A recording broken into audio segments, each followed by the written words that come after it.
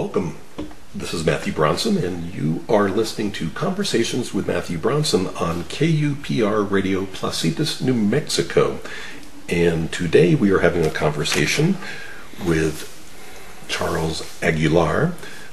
If you have been in the Bernalillo, Albuquerque area for any period of time, you know him as a lifelong educator, mayor of Bernalillo, as well as a probate judge.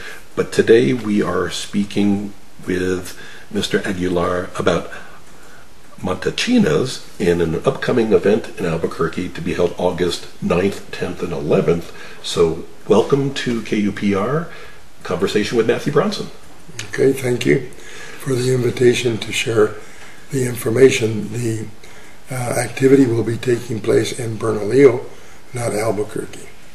Correct. La Fiesta de Bernalillo de San Lorenzo takes place in Bernalillo, New Mexico on the 9th, 10th, and 11th of August. These dates are set in stone. It doesn't matter what day of the week they fall on. The feast takes place on the 9th, 10th, and 11th. The feast takes place at the home of a caretaker, which is called Mayordomo, and all activities take place at their home until the 11th, at which time the Santo will change host family. But let's start off with the 9th. The 9th is what we call El Día de las Vísperas, the day of Vespers, and the activities start with the last day of the 9-day prayer, which is called a novena, and that takes place at 2:30 in the afternoon outside the home of the Mayordomos. I understand the process that we're going through here, Mr. Aguilar, but for people who may not be familiar with the Bernalillo Matachina event, and you call it a feast, can you give us a little bit of background as to, I understand feast, but what is it commemorating? Tell us a little bit about Matachinas, and then we can talk about the event that is celebrating the feast. Okay, Matachin, the origin of the word is Moorish, and what it entails is one that dances, that is masked. The identity of the person that is dancing is not known to everyone when he is in the process of dancing. Matachines in Bernalillo are used to commemorate the feast of Saint Lawrence, a martyr of the Catholic Church. He was one of the first 7 deacons of the Catholic Church, and was martyred because of his rebellion to the Roman Empire when he was asked to turn over the treasures of the church. Saint Lawrence is venerated in this community because it was through his intercession that our ancestors came back to the lands that had been granted to them under the Spanish crown after the Pueblo revolt. So when we returned here, the promesa was made that the feast of St. Lawrence would be celebrated every August until people decide not to do it anymore, I guess. But that's the reason for Los Matachines. Excellent. I understand completely. And so, again, the dates are carved in stone, August 9th, 10th, and 11th, and you've told us about day 1. For detailed information, you can go to the City of Bernalillo website, so we don't need to duplicate a lot of that here. But is this open to the public? It is open to the public. The only thing we ask is that there's no filming of the event. People can take still pictures, but no filming of the dances or recording of the music. But it is open to the public. All activities at the home. Okay. So day 1, on the 9th, you mentioned that, and then did you cover everything that happens on day 1? No. On the 9th at 2:30 is the last day of the novena, which is a prayer of 9 days. And then following that, there is the dancing of the Matachinas, which involves 8 different dances that are done at the home. And then the mayordomos will serve dinner. And then at approximately 5:45, the procession will start from the home of the mayordomos to the Catholic Church in Bernalillo. And there the prayers of Vespers will be recited, and everything will end approximately 8:30 on the 9th. Next morning we have a Mass at 10 o'clock at the parish church in honor of San Lorenzo, and then after the Mass there is a procession back to the home of the mayordomos, the caretakers, and then they will feed all dancers, all participants, and anyone else who wishes to partake of the noon meal. Then the Matachinas will dance in the afternoon. At 2:30 they start gathering, and the dance will be performed once more, and then that'll take about an hour and a half. And then approximately at 4 o'clock there will be a procession through the old section of Bernalillo, which was commonly known as Las Cocinitas, which is down Avenida Bernalillo to Camino del Pueblo, north on Camino del Pueblo to San Francisco Street, then west on San Francisco to San Lorenzo, and San Lorenzo back to Avenida Bernalillo. That is the center of what used to be Bernalillo. That was the center of the town. That procession ends approximately 5:30, and then there will be a wake, velorio, that goes on all night, that all dancers, all participants will be assigned a time to be with San Lorenzo throughout the night until the sun rises the next morning.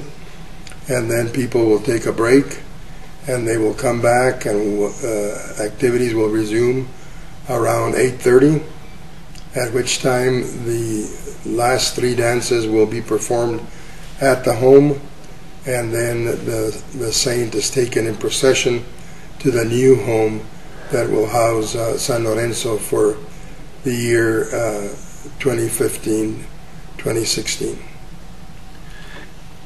And Mr. Aguilar, you were specific that for the Bernalillo celebration of the Matachinas feast, the dates are very specific, August 9th, 10th, and 11th. Is that true every year, or does it change from year to year slightly? It does not change. Most communities have changed their fiestas to the weekend. We don't. Ours is 9th, 10th, and 11th, no matter what day of the week they fall on. And this seems, from the schedule that you spoke about, it sounds like a very intensive kind of celebration. I mean, all day, all night for 3 days. Is this unique to the celebration of this fiesta, or are there other holidays in New Mexican or Bernalillian Catholic celebrations?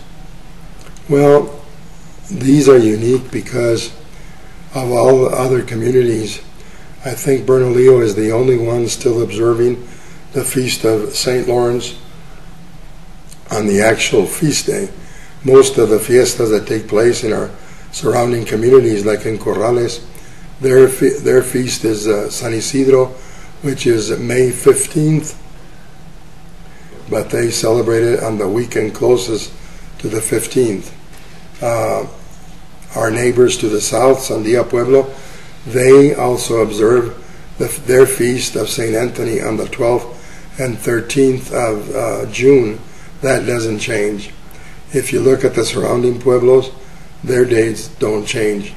But other church functions, like our feast of the church, which is Our Lady of Sorrows, The feast day, the actual feast day, is September 15th, but it is celebrated on the weekend closest to the 15th. But yes, Bernalillo is the only community, I think, that is still observing the 9th, 10th, and 11th, and they are intense days for the participants. The participants, which are called Matachinas, devote themselves to the Santo, beginning on the first Sunday of July, when the Santos are reunited. There's 3 different images of San Lorenzo in the community.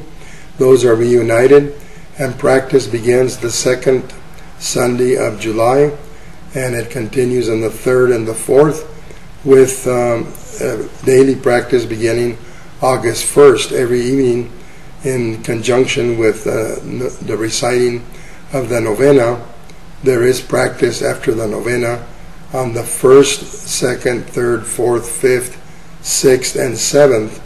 The 8th day, only the novena is recited, and everyone is asked to get everything ready to be at the mayordomos at 2 o'clock on the 9th to start the 3 intense days of celebrating La Fiesta de San Lorenzo. So you're referring to this as a fiesta, and I apologize for my lack of knowledge on this subject, but when I think of fiesta, I think of happy. Is this a happy celebration? It's very happy. It's very emotional also, because to participate as a danzante, most people have a reason for being there. They have made a promesa, a promise to honor San Lorenzo, either in thanksgiving for a healing that has taken place in the family, or a request for help with a serious illness, or just for having had a safe return from the Vietnam War or other conflicts that people have been in. And so it's a way of honoring San Lorenzo in thanksgiving for the intercession of San Lorenzo in whatever arises in our lives. Now, it's an inevitable fact of life that we all get older and eventually pass. Is there a process where younger people can get involved to keep the tradition going? In most communities, you hear older people say, well, traditions are going by the wayside. Young people don't want anything to do with traditions. Well, Bernalillo is sort of the oddball in the game. Well, we'll say special. Or special, but it's still odd that some people think that this doesn't exist anymore. But in Bernalillo, we have young people wanting to participate. We have people wanting to dance.